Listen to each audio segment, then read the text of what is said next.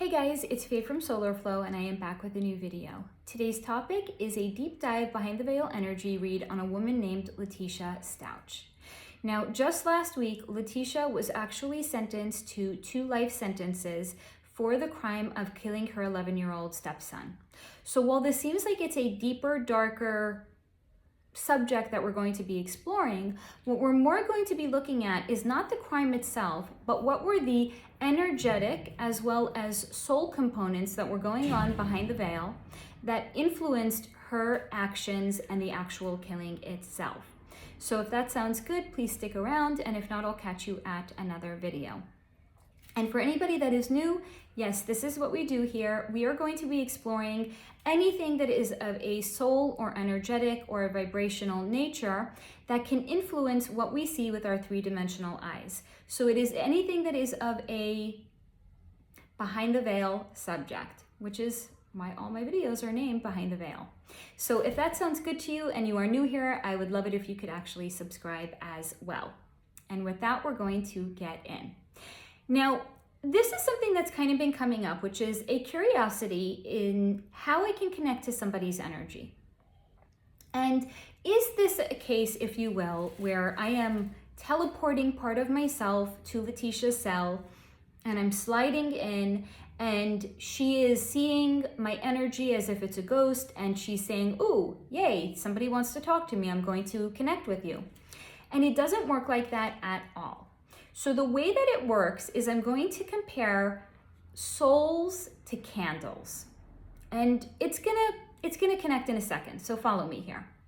So imagine, if you will, there's a candle that can light a countless number of other candles in the world.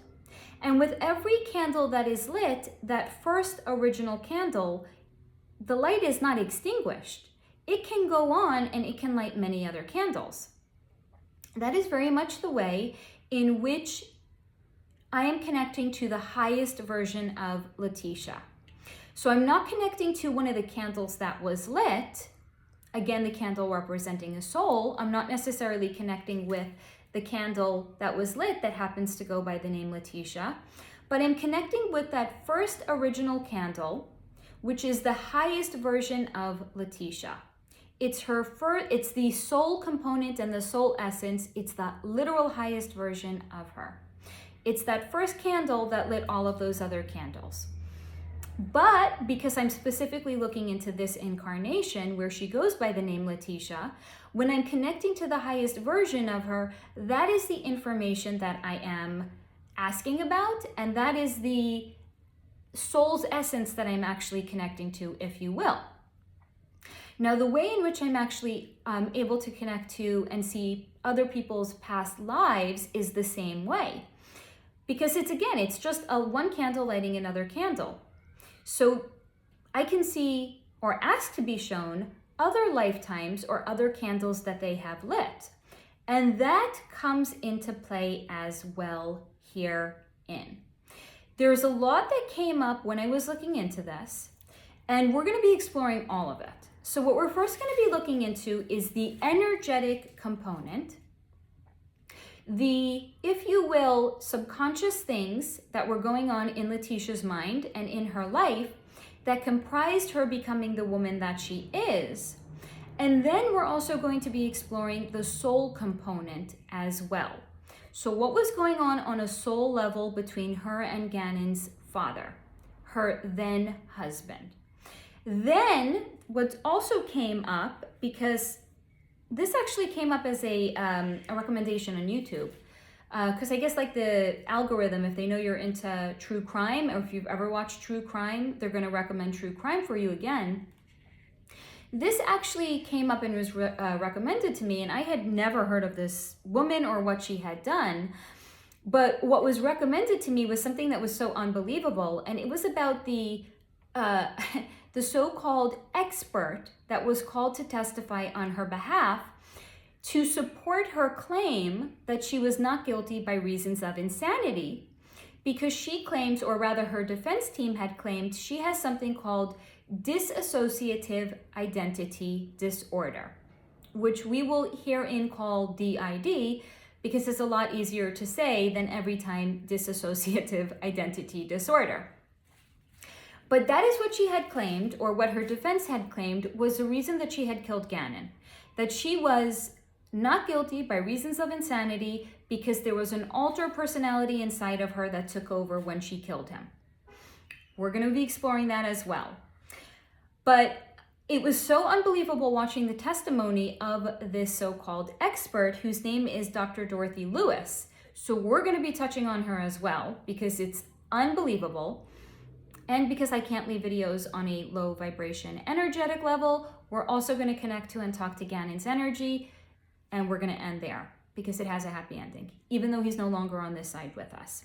Okay? So a kind of rather long intro, but very much necessitated in this case. And with that, we're going to actually dive in now. So as soon as I connected to Leticia's energy, again, the candle that lit all of the other candles, but specifically asking about this one candle named Letecia, she had said, finally, somebody wants to hear my side of things. And she immediately started running about and showing me how much she was doing and how underappreciated she felt. So she was running about, she was showing me all the things that she has done as a wife and as a stepmother to Gannon and to his little sister, and that she felt very undervalued because of it.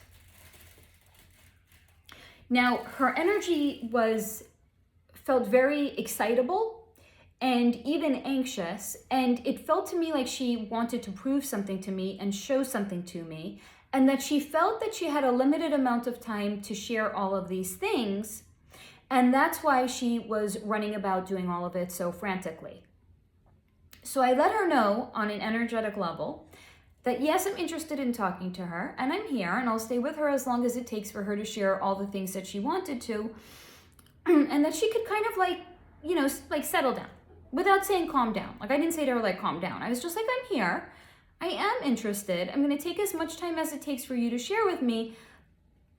So let's chill a little bit, right? And I also let her know that I wanted to go back to her childhood and to see the foundation of her becoming who she is. And she was amenable to that. And what was shown to me was her being put down as a baby, but not like a newborn baby, not like a 1 week old or a 2 month old, more, I would say somewhere around 10 months old. And where she had been put down and she had not been picked back up again. Now, I'm going to say that this was more of a representation of how she felt, because I don't think that she was literally put down and just like never picked up again. This was more her way of showing me energetically that when she was quite young, she was put back down and that she felt she was not properly tended to on an emotional level, where her needs were not met. Because if she was put down and she was crying and she just felt like no one was coming to pick her back up again, that's a way of expressing my emotional needs were not met. If I was crying, nobody was there to comfort me. Now, because of this, she grew up feeling confused and abandoned, and as that she did not receive proper emotional care. And because of this, she developed an anxiety disorder, but it was mostly due to the chaos at home and not feeling like she was in a safe environment for her to show herself. So because of this, she ended up developing a tough exterior so others couldn't see what was actually going on behind the surface. Because behind the surface, she felt like her needs could not be properly met. This was a chaotic environment. And as we're going to get to a little bit further ahead, where her emotional needs were going to be exploited and used against her. And if you think about it, the visual representation of how it came in was a duck. And that a duck, when it's on the surface of the water, all we see is a duck that's kind of like just floating by. And it looks quite calm and it looks quite serene. But under the surface, that duck is kicking like hell to stay afloat. We just don't see it. And this is very much the case of what was going on with little Letecia when she was a child. She looked very calm and serene, but beneath the surface, she was kicking like hell. And she was kicking like hell because she went through most of her life feeling as if she was drowning, feeling overworked and overwhelmed, but not wanting to say anything or having anybody see it for fear that she would come across like a failure. And she was raised in a home where failure wasn't an option, and showing any emotion was considered to be a failure. So because showing emotion was a failure, i.e. it was a perceived weakness, she did not have the ability to grow up and develop empathy. Emotions were a weakness. Emotions would be exploited and used against her. So she had to develop a very, very tough exterior where nobody knew what she was actually experiencing underneath, because that would be weaponized. And the way that the entire family was shown to me was being robotic. So think of an actual robot, but on top of the metal and the screws and the whatever a robot is made out of, it has skin as an overlay. So it looks like a crude version of a human being. But it looks like a crude version because it's actually a robot underneath the skin. This is the way that her family was shown to me. Very robotic, very, very shut down, and very devoid of emotions, because this was a household where having emotions was perceived as a failure, and your emotions and your very, very real needs would be weaponized and used against you. So she spent her early years swallowing down every conceivable emotion that she experienced.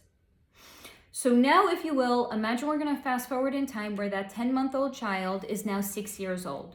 And even at the age of 6, she knows that she cannot say what she's thinking, how she's feeling, what she needs. If she's unhappy with something, she has to be completely shut down, so as not to rock the boat and to be in any sort of trouble because her needs were not being met. So she lived in an energetically shut down state where her own personal needs were not met.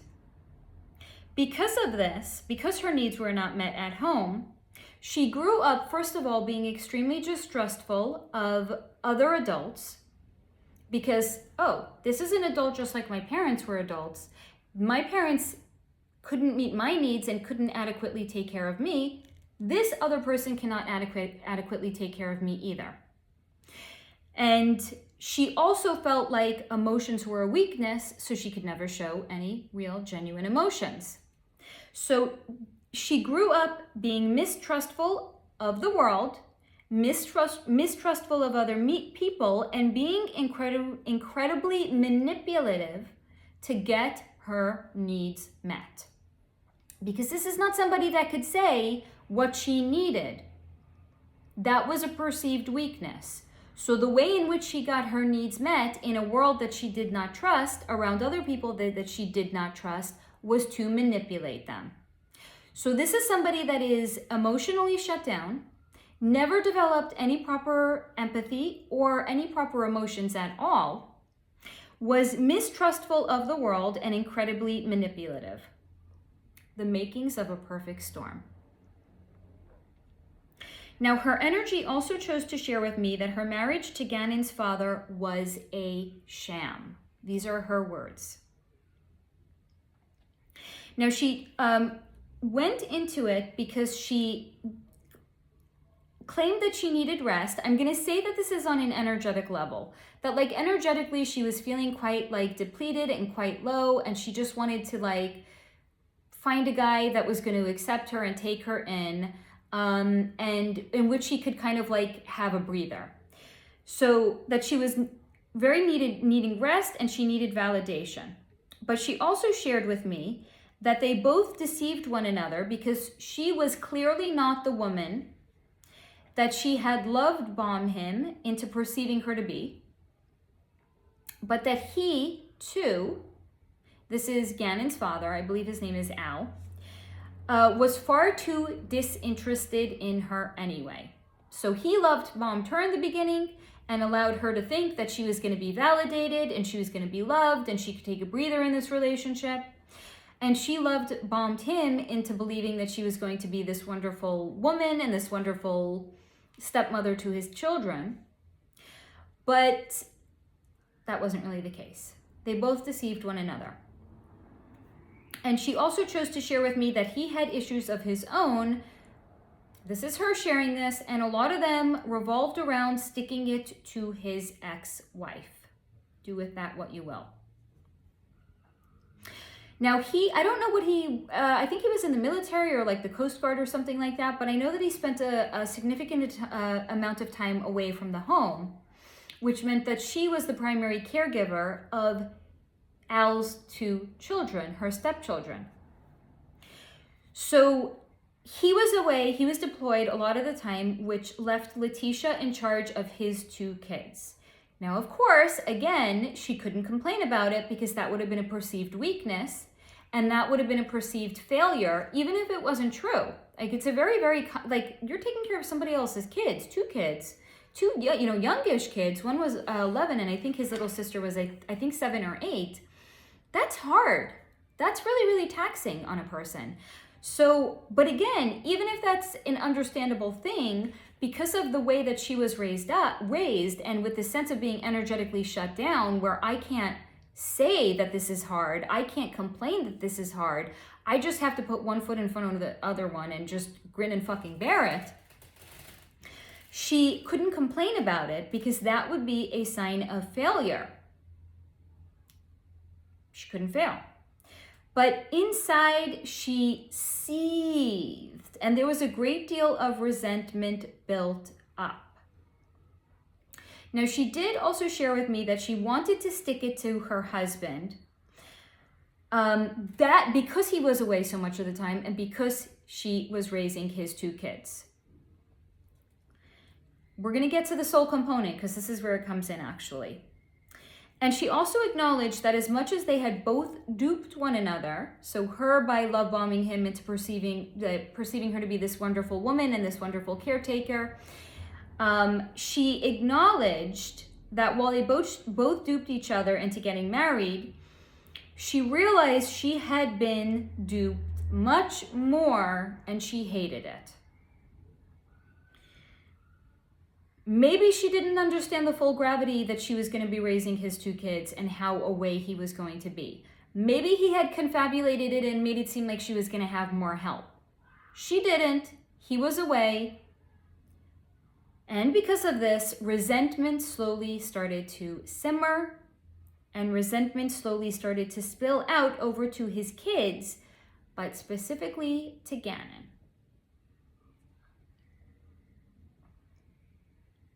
Now, this is because Gannon was spunky and bright.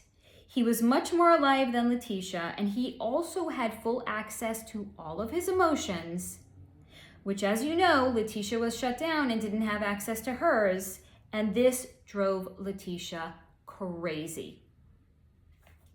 He was everything she wasn't. He was young, he had his whole life ahead of himself, he was spunky, smart, cute. Plus, he was the opposite sex as Letecia. But he was too young for her to know how to relate to him, because the way that she had perceived the opposite sex to be, again, being a manipulative woman, was she was either manipulating men or she was bedding men. But even by bedding men, that was to manipulate them. And because he was too young for her to do either, she did not know how to relate to him. Plus, by being a boy, he was his father's favorite. Yes, he loved his daughter as well, but Gannon was his favored child. And she was completely exasperated by Gannon. She didn't know what to do with him other than to hurt her husband through hurting Gannon. This is where we're going to get into the soul component. So this is the energetic stuff that was going on on a psychological or maybe a even subconscious level with Letecia. But what was actually being played out on a soul level that had to do with previous lives, this is where it gets extremely interesting. Now, what was shown to me was that Letecia and Elle had had many lifetimes together, but being in this unhealthy dynamic. So think of it, if you will, that you have a friend, and your friend has a boyfriend that she keeps breaking up with and getting back together with again. And you and all of your girlfriends around can see how unhealthy this dynamic is. You can see how unhealthy this relationship is. And you and your girlfriends are all commiserating about it. You're all talking about it. And you're like, why can't she see how bad this is for her? How does she not understand it? How does she not see it? Because on the outside looking in, you all can see it. She just cannot. This was Elle and Letecia. They were the equivalent of a boyfriend and girlfriend who kept getting back together into these unhealthy dynamics, not even understanding how unhealthy the dynamic was. But instead of it being a boyfriend and girlfriend in one lifetime, look at it as if it was partners in multiple different lifetimes.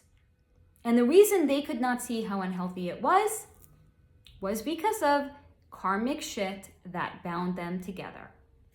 Now, in case you're new to this concept of what karmic shit is, it's kind of like what karma is.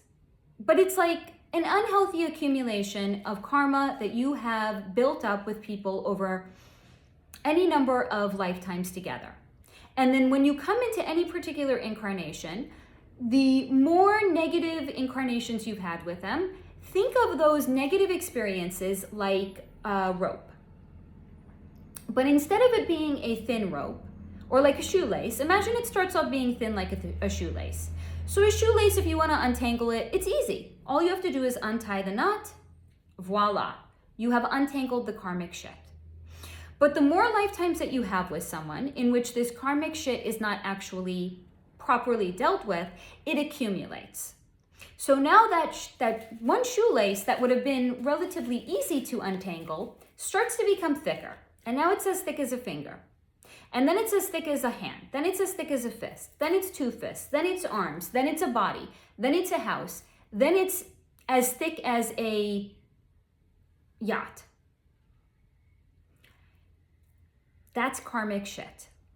And when you are building up and having an accumulation of karmic shit, you're going to come into many different lifetimes together so that you're given the opportunity to make different choices or do something differently so you can start to untangle that karmic shit and then have a clean slate in which you can both be disentangled and disengaged and go about your life.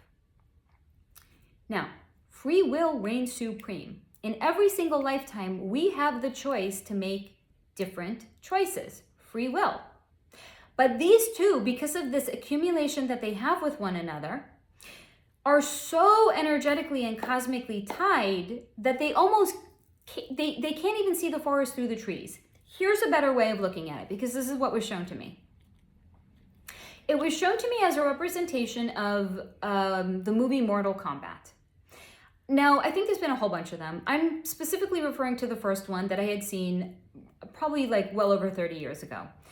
And it happened in a temple. And this is actually notable. I promise it sounds like I'm taking you on a very long aside. It's building up to why these two are so energetically connected and why they could not be, they could make different choices, but why they were making the choice not to. Which is, and I don't even know if I'm remembering Mortal Kombat correctly. This is the way it was shown to me. That in essence, think of it this way. There are two ninjas. And they're wearing ninja garb. And they're wearing like a ninja face mask. So you can't even see the face of the person. And one of these ninjas is outside of this temple when another ninja comes running at them. Now remember, they're both in ninja garb and they both are wearing face masks, okay? And the one that is being chased is like, oh shit, I'm being chased. Like, he doesn't even have time yet to realize that he's being chased by a ninja, and he doesn't know why he's being chased by a ninja, and he doesn't even know who the ninja is because it's wearing a face mask, and he's wearing a face mask. He just knows that he's being chased. So what is your natural instinct when you're being chased? Whether it's by a person or a dog, you're gonna run away. So the ninja starts running away, and they run into this temple, and it's a big ass fucking temple, and it's many, many, many different floors to the temple. And this ninja runs to the top floor, and then they realize, oh shit, I'm at the top floor. There's only one way to get in and out. I can't jump out of this temple. I better just hide. So they attempt to hide. And then while they're attempting to hide, the other ninja that is chasing them finds them. And a fight ensues. So they're kicking, punching, scratching, fighting. One is getting tossed over the other. Then there's a kick, and then there's a karate chop, and there's actual fights happening between the two of them. Now, again, keep in mind, the first ninja doesn't understand why this ninja is fighting them. They just feel like they have to fight back. Now, as they're fighting, there's a lot of chaos and devastation and destruction in this temple that they're fighting in. So they're breaking walls, and then they break the floor, and then they fall through the floor, and they're on the floor below them, and then they're still fighting, and there's still more chaos and devastation, and more walls are coming down, and the floor again comes out from under them. And on this fight goes as they fall through the entirety of the temple, and now they're on the ground floor again. And the ninja that first ran in, he stands up, and he has a choice. He can either continue to run away from this ninja, again, not knowing who this ninja is and why they're fighting them, or he can take off his mask and he can say, take off your mask. I don't know who you are. Do you even know who I am? Am I even the person that you want to be fighting with? And they can take off the mask and they can say, stop. I'm not fighting you anymore. That is the soul's choice that they have.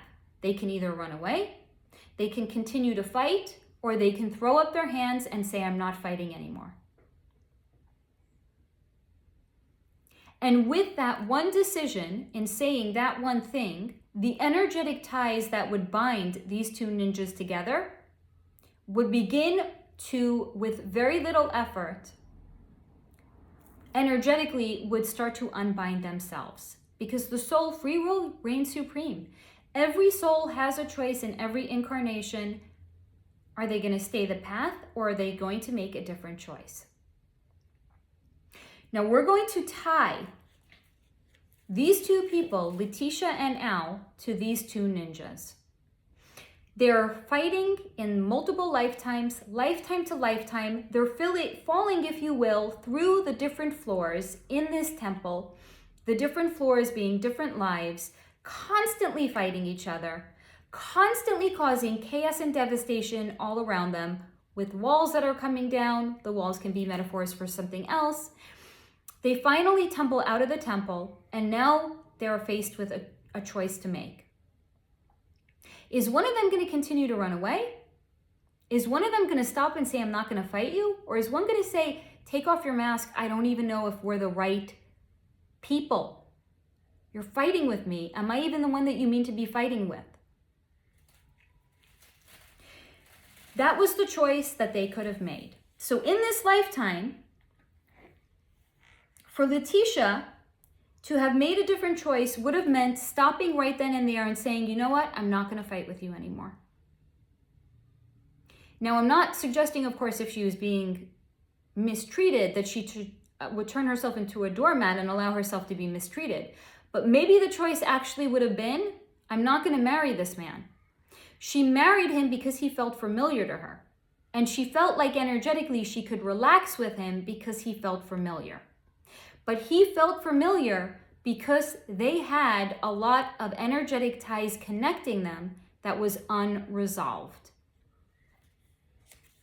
So in this lifetime, the highest expression of Letecia wanting to untangle those energetic ties, because again, the thicker they get, the harder it is to untangle them, right? Now you've got a rope that's as thick as the Titanic.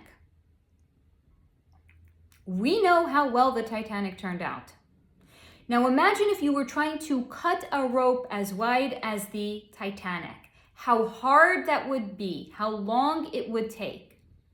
It is not through the physical exertion that you start to untangle the ties. It is through making different choices when you encounter the people you have energetic ties to.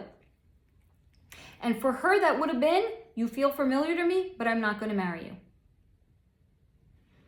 But because she was operating at the lowest possible version of herself, because of the energetic components that comprise who she became in this lifetime, the choice that she made was not to run away, not to throw up her hands and say, I'm not going to fight, not to say, maybe we're not even the right people for each other, maybe we should just get divorced. She actually chose at that time, in the lowest expression of herself, the way in which she was going to get the upper hand was to create a mortal wound in Al. But she didn't create an actual physical mortal wound in Al. She created the mortal wound by killing his son. His son was his favorite child between the son and the daughter. The way in which she created the mortal wound was to kill the son. So in case you're curious, yes, now she has taken a huge motherfucking dollop of additional karmic shit that these souls are going to have to work out and piled it on top of the already huge pile of karmic shit that these souls had to work through on top. And they will, yes, have to come back again and continue to work through this. And they will, yes, again, in the next incarnation, have free will. Both Al and Letecia, in their next incarnations, whoever they are, whatever their names are, will both have free will to do it again. Now, I'm not just completely blaming this on Letecia. Al played his part as well. I didn't look that much into his energy, but however, I will tell you that Al, as of now in 2023, when his son was killed, and I believe 2020 or 2021, has already divorced Letecia and is already remarried. Now, as I've shared in other videos, he went into his new marriage being in a state of complete energetic depletion. This is somebody that just divorced his wife. He divorced his wife because his wife had just killed his child. Did he take a moment to mourn? Did he take a moment to grieve? Did he take a moment to be alone and to sit with the emotions, or did he monkey vine onto the next person because he didn't like the uncomfortable way in which he felt in his own body and in his own skin because of what had happened? He went in to his current marriage the way he went into his relationship with Letecia, completely at an energetic disadvantage, completely in denial of the work that he needed to do on himself, on the healing that he needed to do. He went in, just like she had shared, deceiving her the same way she had deceived him. So these are two souls that in this incarnation did not work on themselves, aside from even making different choices. They just wanted to monkey vine onto the next thing because they, in Leticia's case, needed rest, needed validation. Oh, here, he feels familiar. I'm going to hang my hat on him. And him, it was, I just want to stick it to the mother of my kids. We're no longer together. Here, I found a new wife. I'm going to hang my hat on her. Two people who didn't do the work on an energetic level.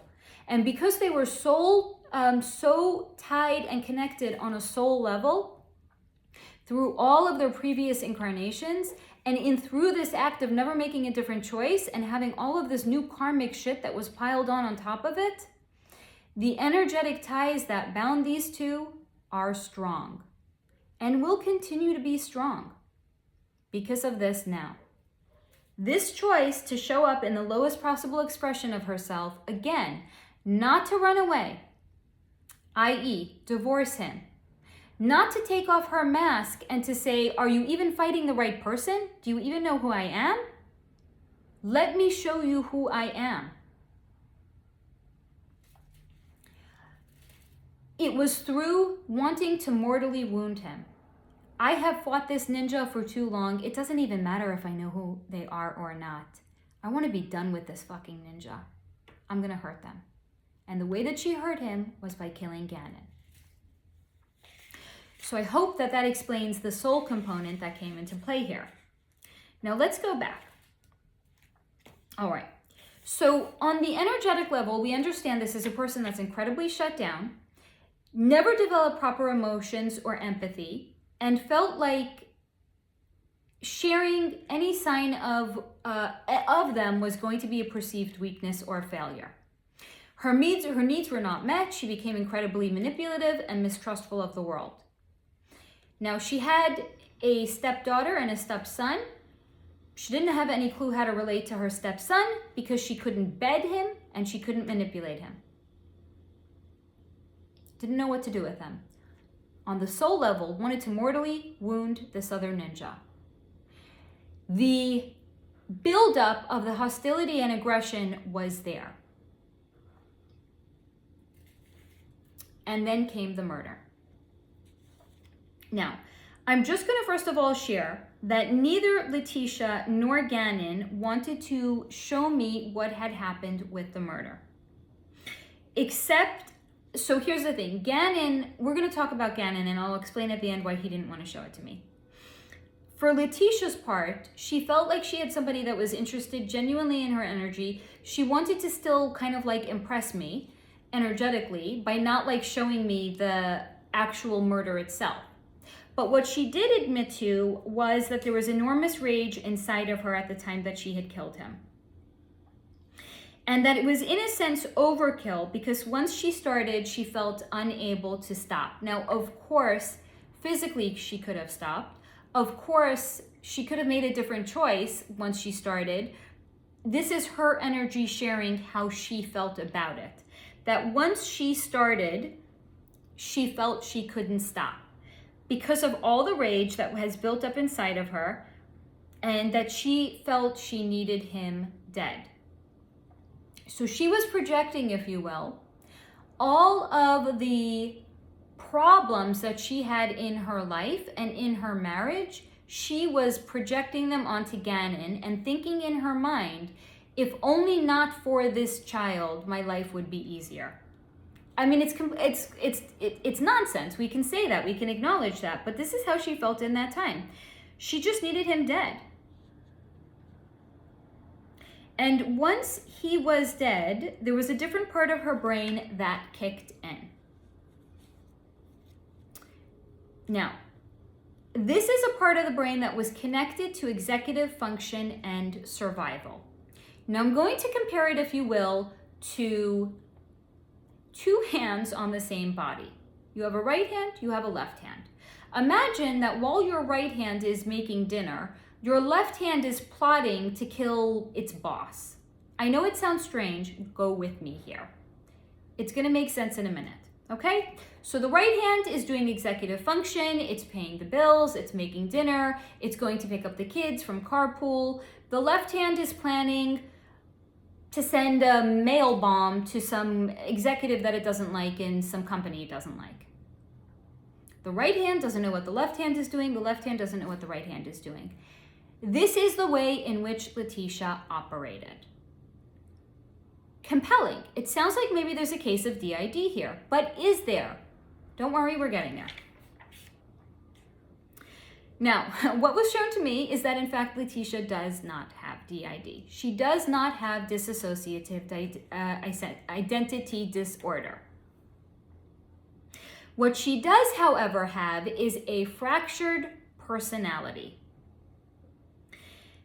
But the fractured personality does not impact her the way that dissociative identity disorder does. Because DID is where, if you will, imagine there's a whole different personality and a whole different version of yourself that kicks in when something traumatic happens. So the original part of this person completely shuts down. They could be missing months or even years of their life in which they have no recollection of what happened to them because there was an alternate personality that was in charge. This is not what Letecia had. She did not have alters in the sense of how a DID actually works, but she had a fractured personality due to trauma. So while one part of her was completely underdeveloped and ill-equipped with how to deal with stressors in normal day life, there was this underdeveloped part of herself that had endured and experienced trauma and therefore had shut down, and a different part of herself had come to the forefront and had taken over. But it's still the same person. It's just different elements in the same person. And I'm going to kind of explain it to you this way. So imagine, I'm going to actually give you two examples. I don't like killing bugs. So in the past, when I've been in a relationship or when I was married, if there was a bug, if there was a spider, I wouldn't kill it. I would have the man kill it. Now that I live on my own, guess what? I have to put my big girl panties on and I have to kill the spider. Do I like doing it? No. But do I feel like I have to do it? Yes. Because I don't want that spider having free reign in my house and potentially climbing on me in my sleep. So it's still the same person. It's just different versions of myself.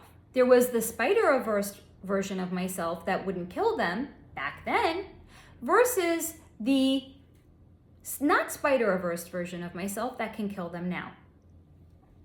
That's one example. Here's another example. Let's say there's a girl who's very, very feminine. She's very, very girly. When she was younger, she liked to wear a lot of dresses. She liked to play with her dolls. Then she got over, she went to university. Now she's in a sorority. And she's still quite feminine, but she has her room and she wants to hang up shelves in her room. And this is a sorority house. There's no girls around that can hang up the shelf. In fact, all of her sorority sisters are way more feminine than even her. So she has to take it upon herself. She's gonna go to Home Depot. She's gonna buy the shelves. She's gonna buy the nails that she needs. She's gonna buy either a screwdriver or the nail gun, whatever it is that she's gonna need to hang those shelves up. Same person. Different version of herself is coming to the fore to do what? To get things done. Now, maybe the same girl, after she's done with university, she's going to get married, she's going to move on with her life, and then she's going to have a man that can hang up the shelves for her. So she can then take that part of herself that came to the fore because why? It was necessary, and it can kind of go back into the background a little bit. She has her man that can do the manly things. She can go back to being super feminine. Same person. Different components of the same person are at play. And this is the same thing with Letecia. Same person, different elements of the same person. So the element of herself that came to the fore after the murder was the same version that was doing the interviews, that was talking to the detectives, that was in court, that appeared to be, again, very, very calm, while the other version of herself, the underdeveloped part of herself that was ill-equipped to deal with life's stressors, was under the water kicking like hell, just like the duck that I had spoken about in the beginning. So there was one part of herself that was more equipped to do the executive functions and to do other things, while a different part of herself was shut down due to trauma. Same person, different parts of the same person came into play. It's not a totally different person. She's not missing periods of her life. She just had to bring a different part of herself that had the big girl panties on to the fore to handle the things that she was ill-equipped to deal with, again, because of trauma that she had endured. She was shut down on some level because of trauma. But she couldn't stay in that shut down place, so she had to bring forth a different part of herself that was more equipped to deal with it, or that could learn from her experiences and from her surrounding and could develop those parts of herself. Now, as ridiculous as it is to actually share this, there's a part of herself that that actually was thinking about how to hurt or kill Gannon, while the other part of herself, so again, the right hand doesn't know what the left hand is doing, the left hand doesn't know what the right hand is doing, the big girl panty wearing version of herself was able to go on and carry out executive functions out in the world, while the other underdeveloped part of herself was jealous and ill-equipped to deal with the way that she was feeling in conjunction to Gannon. And that was the part that was being diabolical. And it was thinking about how it could move on and start life over after Gannon was dead. It's like, imagine you're talking to a 2-year-old. Your 2-year-old doesn't have the capacity to understand. This is kind of like a crude example, but imagine, if you will, the 2-year-old has just killed somebody. The 2-year-old is not going to be able to like go home and play with its toys.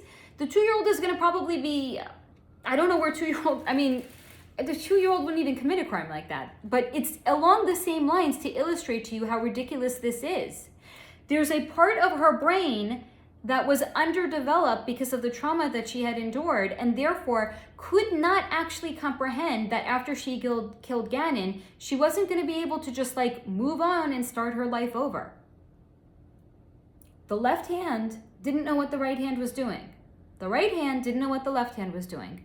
Because if those two fractured pieces of her soul could have been reunited, something like this would not have happened. Because the executive part of the brain would be like, hold on, girl, that's not the way the world works. You're not just going to be able to pick up and move to Florida like you want to. There's going to be real shit that hits the fan. But that part of her brain, because of the fracture, was holding the fucking fort down. While the other underdeveloped part of her brain was seething with jealousy towards her 11-year-old stepson. That on a soul level, she hated because she wanted to stick it to her husband, because she was not making different soul choices in this incarnation. I'm not going to take the mask off. I'm not going to acquiesce. I'm not going to stand down. I'm not even going to say, you know what, I'm not fighting you anymore. I'm not going to walk away. I'm going to mortally wound this person by killing their son. So it genuinely did not even occur to her that she would be considered a suspect, because again, this is the underdeveloped part of her brain that doesn't understand the way the world works. And by saying that, I'm not giving her a pass. Understand that, okay? But she is a fractured person. It's just not somebody that is didn't know right from wrong when she killed Gannon. She was overcome with the jealousy that she was experiencing at that time and the frustration at that time that she killed Gannon. Of course she knew that it was wrong. So it genuinely did not even occur to her that she would be considered a suspect or that this would negatively impact her life. She just thought that she would kill him, then Al would have to come home because his son was dead, and then she could just up and leave and move and start over again. And this is because she did not have an integrated self, but fractured pieces that did not communicate with one another. It does not mean that she did not know right from wrong. It actually just meant that she didn't care, because at this time she felt her needs came first now. And after shelving all of her needs for so long, she felt it was her time to put them first again. Thank you, big girl, panty wearing version of Letecia. You have been holding down the fort beautifully. Now it's my time. I just want to start over. I just want to move. I just want to start over. I just want to live my best fucking life. I rested. I rested in this relationship, which is what I needed to do. I'm now ready to come to the fore again. And again, with the void of emotional empathy, it made killing Gannon possible. Because she was in a fit of rage and felt like at the time that she started, she could not stop. Okay. Now, the part of herself, the executive functioning part of herself, is the part that kicked in after the murder was done, cleaned it up, and packed up his body. It was also, again, the part that handled the interviews, spoke with the police, was in court. It was essentially the fixer. But there's one thing that a fixer cannot do, which is it cannot control everyone or everything or every conceivable outcome. And that is the story with Letecia. Now, we're going to move on to Dr. Dorothy Lewis, and then we're going to move on to Gannon. Now, if you haven't seen any of Dr. Dorothy Lewis's testimony or testifying on behalf of Letecia, watch this first and then go back and watch her. Because first of all, it's fucking hilarious to watch her. But I think if you have the understanding and the insight of what was going on in her mind, it's going to actually make watching her even more understandable, enjoyable, and rewarding. Because this is what had come through for Dr. Dorothy Lewis. Dr. Lewis has a self-inflated sense of herself. And this one word came in consistently while I was looking into her energy: fancies. She fancies herself a certain kind of a way. She fancies herself being some sort of pioneer. However, she's also somewhat delusional. She thinks her life is glamorous because of what she does. And she fancies, again, there's that word, she fancies herself some sort of a TV personality, uncovering mysteries under every single rock.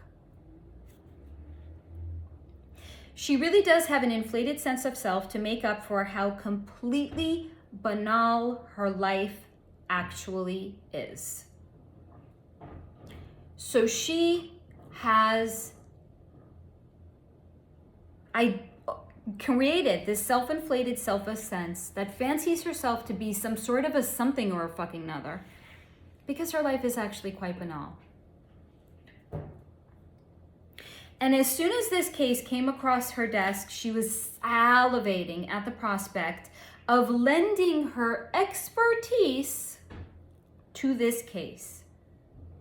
Again, here's the word, fancies. She fancies herself being the voice of reason and in helping defend this poor defenseless woman who was being raped by the criminal justice system. But again, because she's delusional,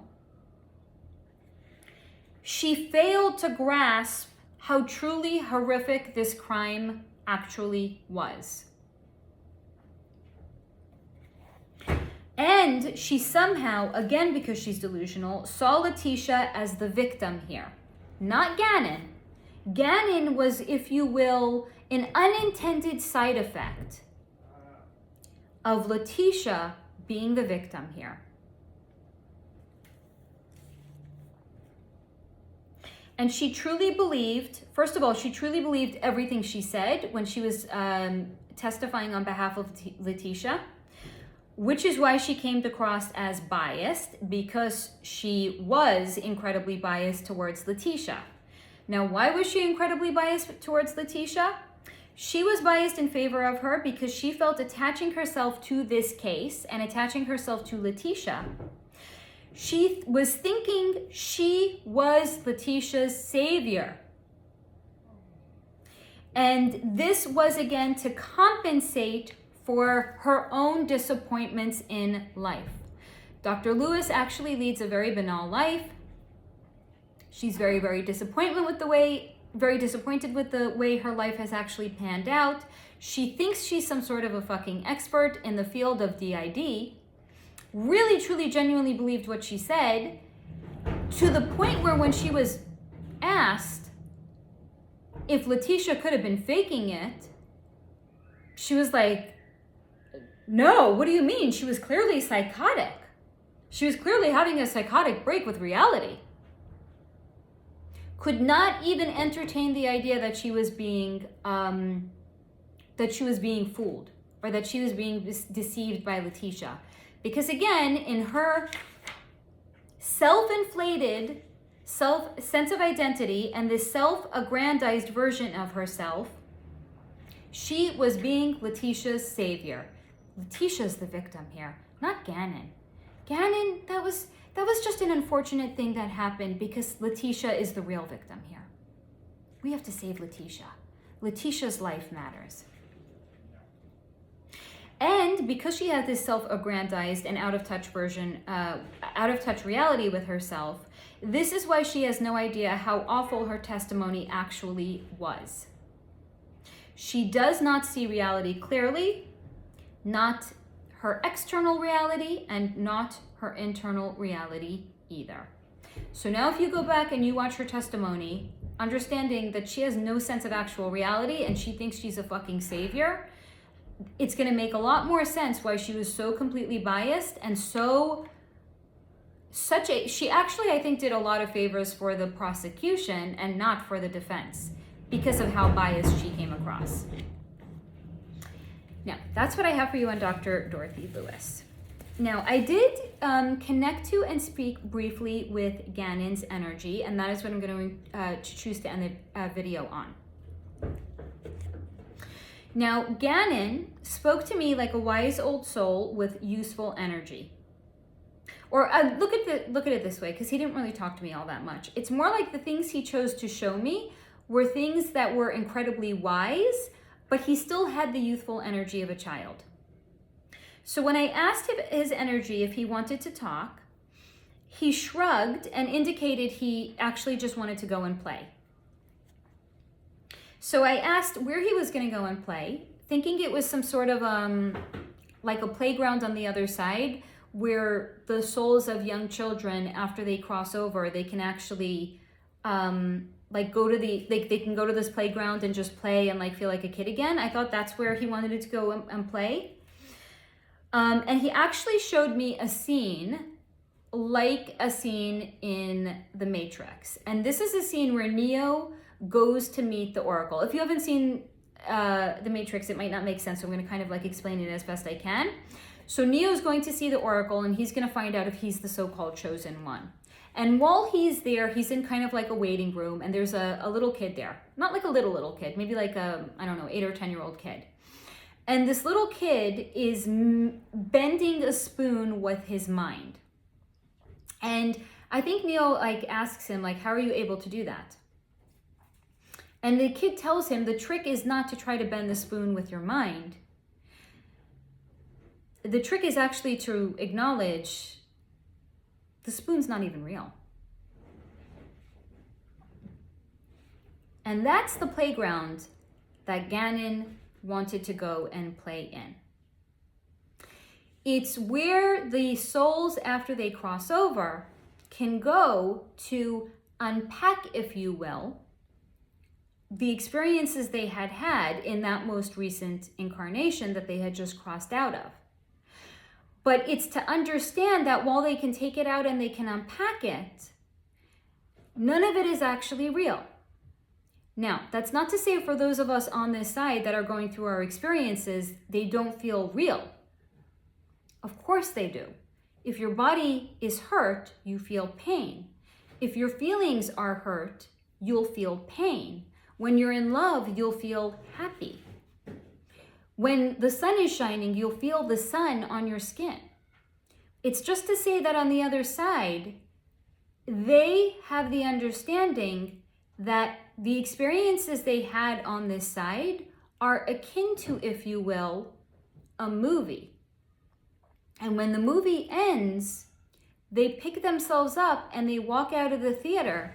And when they walk out of the theater, it's like they're crossing over to the other side. But those of us that are still on this side are watching the movie and we think that it's real. But when we cross to the other side, we know that it was just a movie. So he is on that other side right now, where he, yes, can unpack what he had experienced.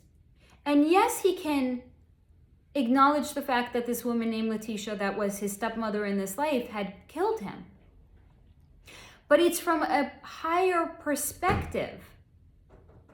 And that's why he didn't want to show me the actual events that occurred when she killed him.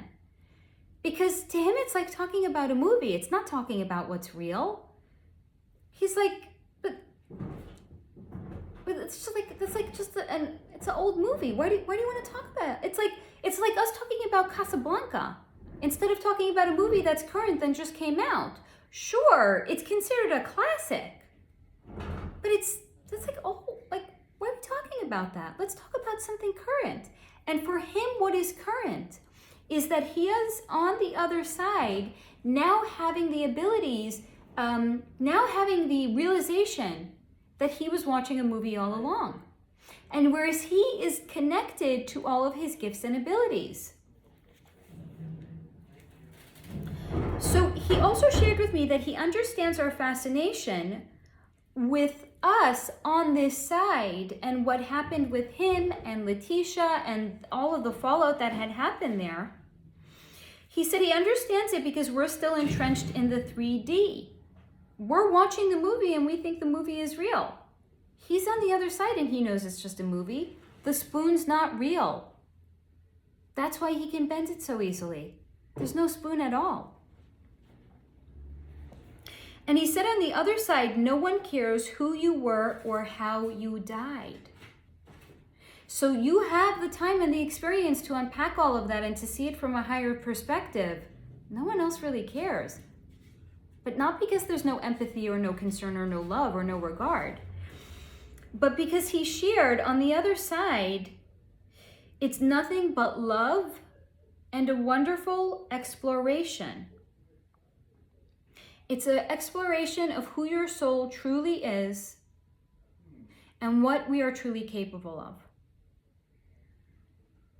And he also said it's a reunion of sorts, but it's with ourself and who we truly are. You're now watching the movie, but you know you're not the actor that's playing the role. It's who is that actor when they get home at the end of the day, when they're no longer filming the movie. And he also shared with me not to worry about him and to share with anybody watching this not to worry about him because he is truly home. He's no longer the character playing a part of this person named Gannon. He's his true, genuine self. He's his true, authentic self. He's no longer the actor. He's who he truly is. He's no longer filming a movie. He's no longer even watching a movie. We don't have to worry about him anymore because he is truly home. So as always, guys, I hope that you have found this video to be interesting and thought-provoking, maybe even insightful. And as always, please take what resonates and leave the rest behind. And until next time, stay in the high vibration.